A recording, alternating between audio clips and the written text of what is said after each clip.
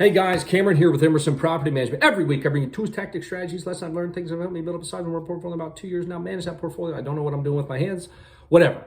Hey guys, this week I want to talk to you about the 30-year versus the 15-year mortgage. So financing is, as I'm sure you're all well aware, extremely important when you're financing rental property, right? So I always get this question. 15-year, 30-year. Guys, I can save a half a point on a 15-year if I do a 15-year loan. Oh my God, look at how much interest I've paid over the life of a 30-year loan. It's so much, it's almost double the loan amount, and that is true. If you guys borrow about $200,000, in 30 years, you'll have paid back about $400,000. So about, between your principal and interest, it's about $400,000. So it's almost double. But something that I thought was very interesting, and I've mentioned this concept, but I've never actually put it into a metric. So if you're debating between a 30-year and 15-year, please watch the rest of this because I think you're going to have a major epiphany here.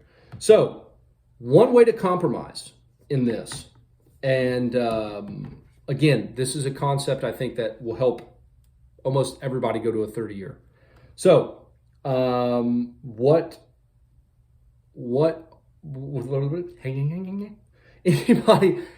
that's thinking about a 15-year, wait till you hear this. So if you did a 15-year, obviously when you go to a 15-year mortgage, your payments go up, right? Substantially, because you're paying off the same $200,000 or $100,000 over 180 months, 15 years, instead of 360 months. So your payment goes up. Your interest rate comes down a little bit, but your payment goes up substantially. So if you did a 30-year, this is one of the things, guys. You guys know that real estate is all about cash flow. Rental real estate is all about cash flow, right? You want to have cash flow to protect you when expenses come up, when unexpected things happen.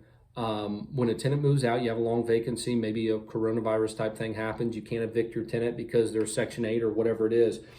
So I always vet for the 30-year, but I'm telling you right now, if you did a 30-year mortgage and paid 15-year payment,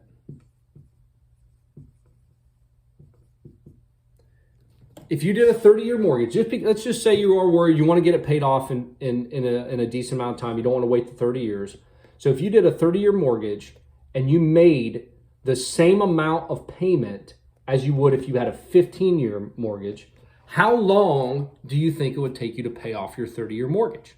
So again, I'm using broad examples here. $1,000 a month is what it would be if you had a 30-year loan, whatever interest rate, doesn't matter. The 15-year might be $1,500 a month or $1,600 a month. So if you would take that $1,500 or $1,600 and apply it to your 30-year loan, that's only $1,000, you'd be paying an extra $500 or $600 a month in principal. How long, and again, those are just broad numbers, I'm not doing the actual math here, but how long do you think it would take to pay that 30-year loan off?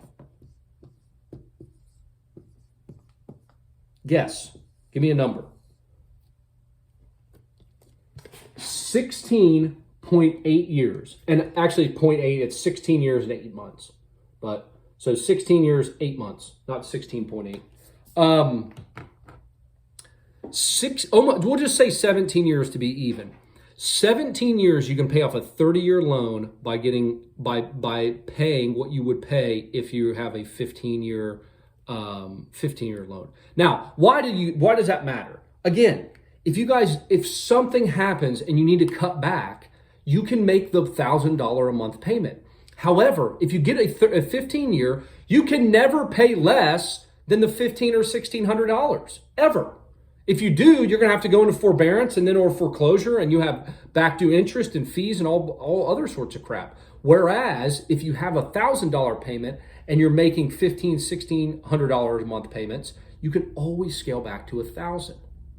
So when that furnace goes out, like we had in Houston, we had the pipe bursts. We had a very, very hard freeze here a couple months ago. that was a lot of money for some owners that had 5 or 10 properties and they had 3 or 4 pipe issues.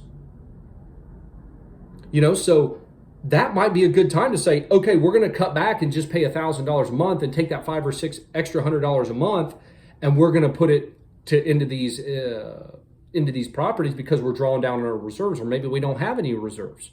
So that, guys, when I heard that, I'd never done the math.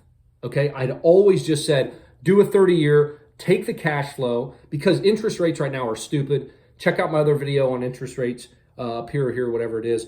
But 30-year, you take the money out as long as you can, and you take that cash flow in.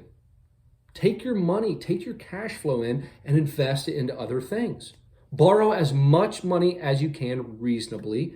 But if you don't want to, if you want to take it, if you want to pay stuff off more quickly, do the 30-year and make the 15-year payment. There's nothing stopping you from doing that. So, obviously, I like the 30-year, but I just thought that was interesting.